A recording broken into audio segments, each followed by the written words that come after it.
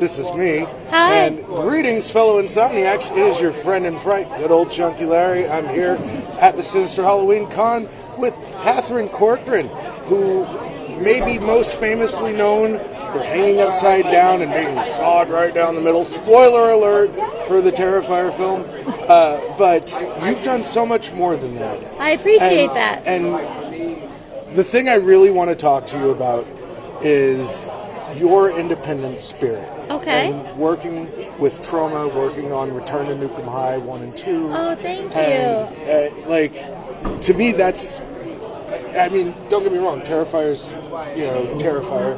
But working with Trauma, tell me how that situation happened. I appreciate that, honestly. Trauma was... I was a child actor, so I've been working my whole life, and the Trauma audition came up, and it was Lloyd's first film on digital and his first film in 8 years. And I auditioned and got the part. It was my first lead in a feature ever, and that's kind of how it started. And I think it instilled a level of understanding and inclusivity in my work, at least the work that I'm able to spearhead. That stays with me, that I got from that film, and I'm really proud of that film and that team. It's a courageous performance because it is running the gambit of things that you would have to do as an actress. Yeah. Not just the obvious things, but having to play a character that is probably completely out of your wheelhouse. Yeah, and I mean, at the time, there's a lot about her that I do identify with, that character in that film, but at the time, gay marriage wasn't legal in the United States, and I was 18 years old, and so it was considered a big choice at the time, which is wild. I was talking more about the duck. Oh, the duck! The duck is also, I never worked with ducks on camera, too, so that was also out of my wheelhouse. I gotta tell you. So. But there's a very specific story with you on the set of Terrifier that I know it's probably lightweight traumatic, but I wanted to talk to you about it anyway. Okay. And that is the most famous, iconic moment, you hanging upside down and the very real damage that came from that. Can you explain that story a little bit? Well, yeah. Damien has talked about it. All of us have talked about it. We did not do that safely. I got very hurt. It was very dangerous, and we're very lucky that I'm still alive. And that was a very scary thing, and I don't think it's something any of us would do again. Mm-hmm. But it kind of goes to show it's like the antithesis of Trauma, right? Where they're both very guerrilla-style independent films, but Lloyd ingrains in you, and he's just had a lot more experience. So his whole ethos is safety to humans, safety to non-humans and people's property, make art, and I think that is such a huge. Those lessons were so clear in that moment to me, because this is what happens when you don't do that, And we're very lucky. It's turned out fairly well. There's a puppy. It turned out fairly well. All things considered, the films went on to be wildly successful. But it should never be at that. That's what I said. But it should never be at any risk to look at the trophy, at any risk to anyone's safety or well-being. So it was a learning lesson, I think, for all of us.